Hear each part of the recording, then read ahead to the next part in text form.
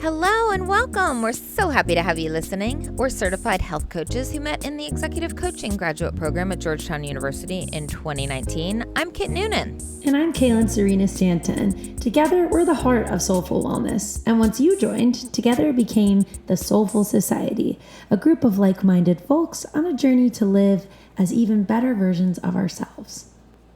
Thank you, listeners who've reached out in the past weeks. We really appreciate your thoughts and well wishes.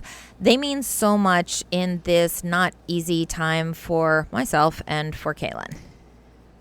My heart is pounding, you guys. I don't even know how to say this. I've lost my mom a few weeks ago and really don't know how to put anything into words right now. And as I'm deep in my grief and trying to just only focus on that, and as I move through this process, I have high hopes that going through this will ultimately strengthen my life's mission and purpose to serve others in helping them achieve holistic wellness in their life. And I think in order to do that, I really need to go through it and dive deep into it. So with all that being said, we've decided to select this classic episode that you're going to hear in a few moments about stress in the body and how we really need to listen to our bodies when we're under stressed and take a beat and tap in. And that's what I'm doing right now. And I'm trying my really best to tap in as things are slowing down and my family has all returned home. And I'm now, sitting here by myself with my feelings and with my thoughts. So really appreciate you, Kit, and I really appreciate the Soulfull Society, and we hope that, today's episode really resonates with you and obviously, helps you with the stress that you're dealing with too. And it's interesting how important this podcast and the Soulfull Society is to both of us, and how in this time of deep grief for you and this time that's been challenging for me in a completely different vein. We talk in this episode about the spiritual part, the physical part, and the emotional part. And my recent surgery has played mainly into that physical part and having the physical pain. But no matter what you're going through, what I'm going through, this podcast, we keep coming back to. And we keep thinking, how can we still be present and authentic at this time? And clearly the past few weeks, we've been putting out classic episodes that still feel really relevant to us. And from the feedback we've been getting, have been landing well. They feel really relevant to you, our wonderful listeners. So we hope that's still true with this episode we're putting out today, and please send us feedback. We are regrouping to come back bigger, better, and stronger versions of ourselves and for you. And we really think that these difficult times are going to afford us the chance to grow personally and be even better coaches and better on this coaching podcast platform for you. We're planning a grief-centered episode. We're not exactly sure what form it will take, but we will be coming out with that in the coming weeks as we process what our experiences have been and what insights we have to offer for our wonderful listeners. Well said, Kit. I second all of that. And as we go through our individual dark night of the soul, we'll be taking notes. And like you said, we'll be coming back bigger, better, and hopefully stronger than ever. And we love you very much, Soulfull Society. You're very important to us, and we want you to know that you're on our minds. Thank you for being here. We hope you love listening. Without further ado, the episode we promised you.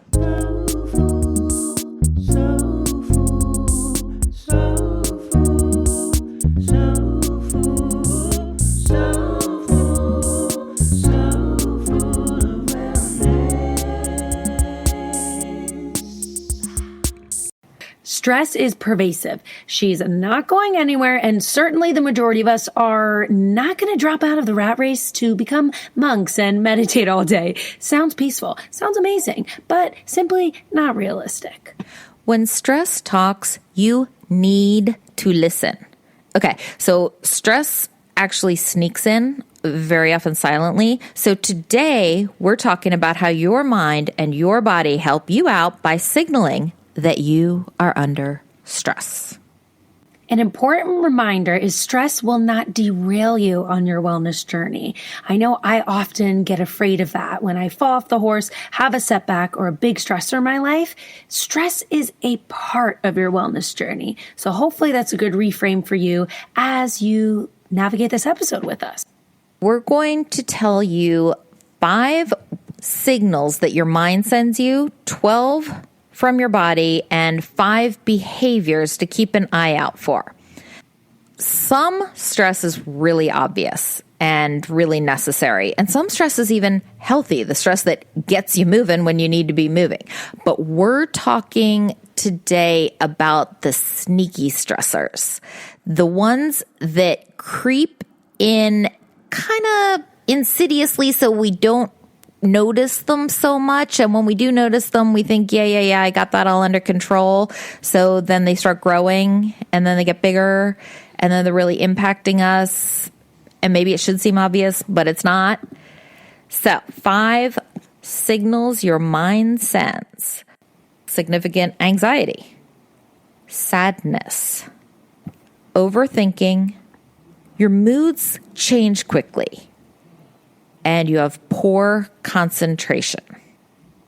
12 signs your body sends you: headaches, feeling lightheaded, faster breathing, your stomach's in knots, sweaty hands or trembling hands, increased muscle tension, dizziness, stiffness or soreness, especially across your shoulders, rapid heartbeat, sweating, nausea, a rise in blood pressure or maybe your blood sugar. And then 5 behaviors. You feel like you have no energy, just that complete lethargy. Restlessness or agitation. Self-soothing with drugs, alcohol, or tobacco. Difficulty concentrating. Yes, I know poor concentration was up in the mind section also. And sleep problems. If you are nodding your head to any of those, what's important? You can treat that sign from your body, that symptom. You can take the Advil when your head hurts, but just because the headache goes away or you're not feeling a headache because you took the Advil, if you don't find out and treat what's actually causing you the stress that caused the headache's just going to keep coming back. So go ahead and treat the symptom, but also unearth the stressor and deal with it. Think of it like your body is the last line of defense, telling you something is wrong. Like we've talked about our vertigo in episodes past. That's when we've gotten to a 10 out of 10 stress level where our body is screaming at us to rest, to stop, to deal. Right. We didn't listen to the earlier signs. Which is why they're so important, because they compound on each other. Right. Yeah, that wasn't body's go-to. There were significant signs leading up to that one that were ignored. Yeah. Little breadcrumbs telling you, hey, something's really, really bothering you. Hey, something needs your attention. Let's deal with these emotions. Let's rest. Whatever it may be, the body is your best friend and like constantly trying to communicate with us and is wise beyond her years. So it's our job to listen, to tap into the little subtle reminders, the little subtle warning signs before they become screaming signs, hospital visits, debilitating vertigo, the list goes on and on. Missing work, right, because you're so dizzy you can barely get out of bed to crawl to the bathroom. Let's not get to that point. Been there. Right. Right. Yes. We don't want that for you. Experience. In an ideal world, we want you to have the tools and the empowerment to know when stress is coming on, to heed the warning signs, to be able to manage it before it gets out of control. Yeah. And it's a lot of listening. Yeah. You know how everybody says the best conversationalists are actually the best listeners? Yes. We owe that to our body. Our body. We can talk, but the body has its own methodology of communicating. And even though it's not verbal, we need and we owe it the respect to listen. Our body is on our team. Our mind is on our team. And it's team you trying to protect you and keep you safe. If you notice any of these symptoms cropping up in your life, what can you do? Because we've already decided we're not all going to run away to the monastery and spend all day meditating. That's not the lives we chose for ourselves. We chose these hectic, chaotic, fast-paced, go lives and all the richness they offer. So the first thing you need to do, obviously, is listen. Then you need to dig in and look for patterns. Notice when these signs are coming up from your mind, from your body. Where are you? What's going on in your environment? Who are you around? What's happening around you? And start connecting the dots for these sneaky stressors, or these stressors that we thought we had under control, but our mind and body are telling us otherwise. It finally clicks for me why people have mood journals. Have you seen these before? I have not. Oh, Erin, who did our habit tracker, she does mood journals and they're so beautiful. She does them once a month and it's a different theme. She draws it out in a bullet journal form and then color codes it. You know, there's little signals for, happy, stress, bored, whatever. You can make your own key chart. Now, hearing you describe what you were describing about the mind and body is connecting patterns.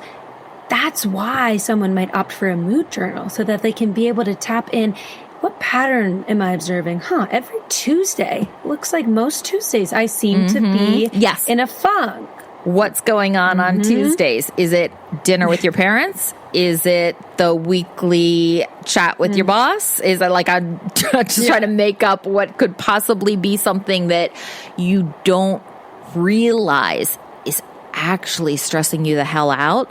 Because you think, well, that's just, part of my life. What can I do about that? I just deal with it. It's not my favorite thing. Yeah. Oh, well. And I think, sure, sometimes we really just don't realize what's stressing us underneath. But sometimes a lot of us, in the chaos of life and the busyness and this digital age we're in, constantly on, constantly going, we are in a perpetual state of stress where our body, I'm sure in the wellness world, if you're listening to this podcast, I'm sure you've done a deep dive on wellness and you're on your journey already, and you've heard about the parasympathetic versus sympathetic nervous system. You've heard flight, fight, freeze, and that most of our bodies are experiencing the constant state of there's a tiger coming. Yeah, the input, the barrage of input from all around. Yeah. And because there's so much input, it can often be difficult to discern where the actual stressors coming from. What's the root cause? What is something that I really need to tackle? I think that typically I have a pretty good handle on what my stressors are. My problem is more that I think I've got it all under control until I get these repeated signals telling me very clearly otherwise. Like, it's not half as under control as I think it is. It has either morphed or multiplied or in some other way gotten away from me. And I need to heed the signs, and I am, to my own credit, getting better about listening to my body, listening to my mind, because I had a very, very bad unhealthy habit of saying, shh, not now. because these often happen at really inconvenient times. Like when you're sitting with your boss or in an important meeting. I mean, that is not a time to burst out crying. And if you find yourself feeling like you might, run off to the bathroom, get yourself under control, but you don't deal with it because you got to get back to the meeting. Okay, understandable. But you do have to deal with it at some point or you're going to wind up right back at that same point. Our bodies do so much for us. There's so much happening on a microscopic level, and I don't appreciate it enough. I've definitely ignored so many signs. There was actually a period of time in college where I was consciously ignoring. It was like almost a personality trait. It was like, whatever, health is whatever. I just want to have fun. It was, it was a wild time. It was a wild west. And then, of course, my body shut down in a very dramatic way. So it swings on either side of the pendulum. So if we're kind of like, if we're completely ignoring it, it'll come screaming, and it's taken me years to calm it down. Or if we're acknowledging the fact that our bodies have this incredibly intelligent, ancient communication system and network that we just listen to and respect, it'll respect us right back. It's a give and take relationship. We gotta listen.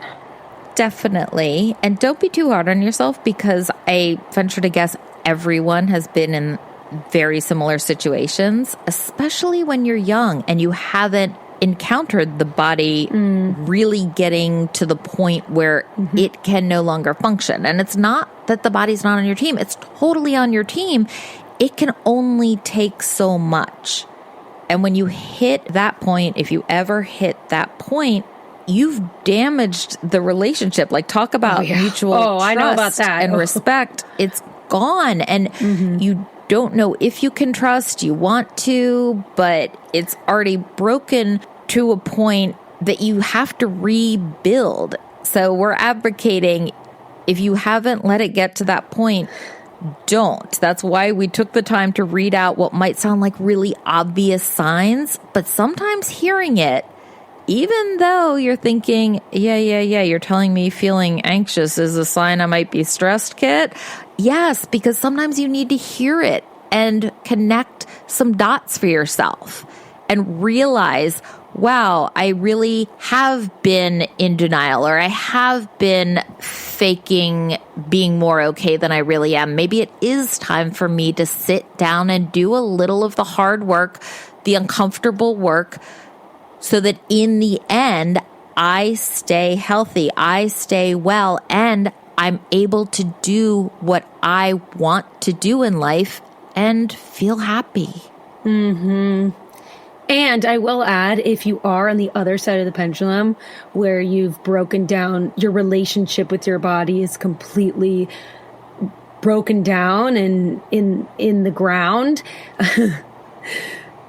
email us at sfowpodcast@gmail.com, and I will design an episode exactly about that, because I've been there.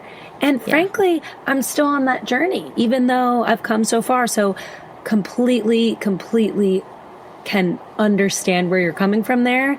It happens, and you can and you will bounce back. Yes, the good news is you can rebuild that relationship, even if it seems like trust is so far gone that you will never be on the same team again. You will.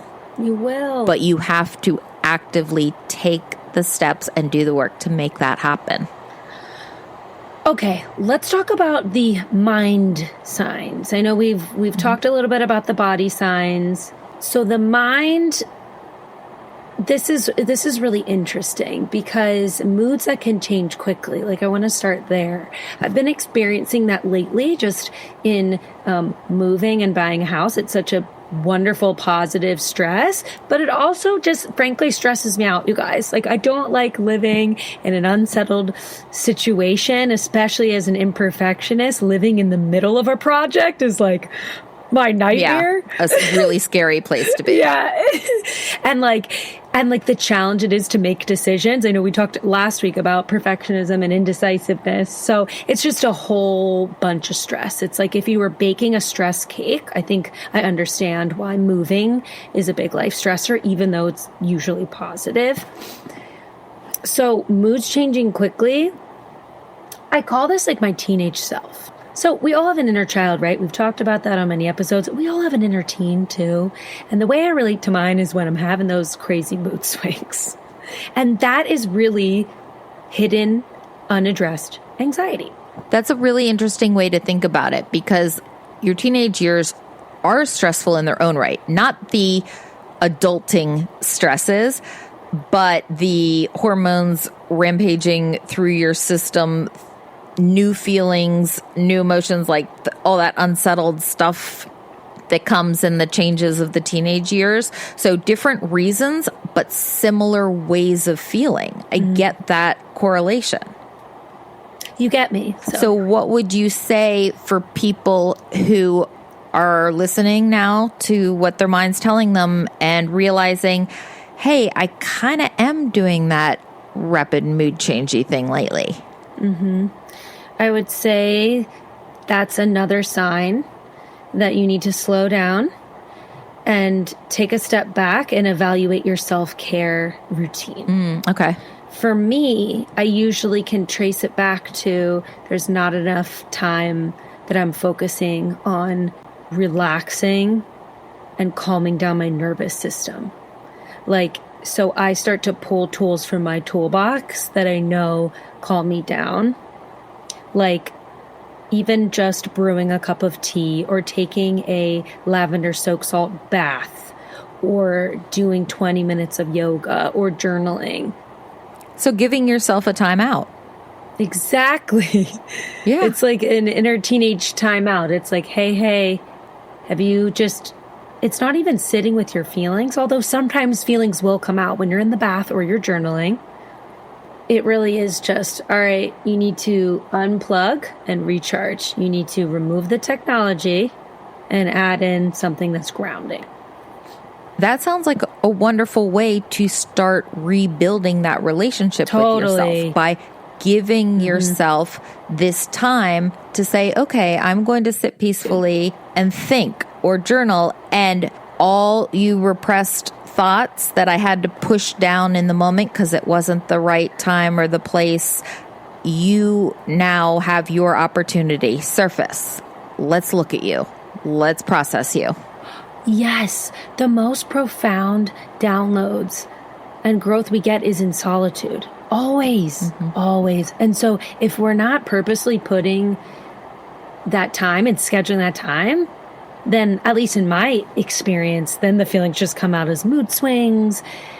I'm, snapping. I'm stressing out at little things that I know are totally innocuous and don't deserve stress. So take that little time for solitude, and that can help you reconnect to your mind. The one in the mind category that stood out to me was sadness. I know. That's an interesting one because it's not one that I typically associate with feeling particularly stressed. So that's one that in the future, when I have those times that I'm like, why do I feel sad right now? I don't have anything to be sad about. And I do remember thinking exactly that thought pattern in the past. But knowing this now, I'm going to spend a little more time looking for the pattern behind it. Yeah, that's interesting. Because I guess sadness is just coming out because you're right. There's a pattern there. There's something that's not addressed. Exactly. It reminds me of the movie Inside Out, where the feelings are personified. Have you seen this? I know Pixar what you're talking movie? about. I have not seen it. Okay. It's such a classic. And sadness is her own character. And like every feeling that we have deserves that relationship with us, because the feeling is trying to communicate something to us. It's the same thing as the body. The feelings that are showing up they're trying to tell us something.